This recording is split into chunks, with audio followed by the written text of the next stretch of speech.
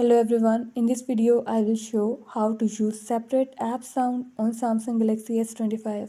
Before starting this video, please press the bell icon or do subscribe this channel. Let's start our video without wasting any time.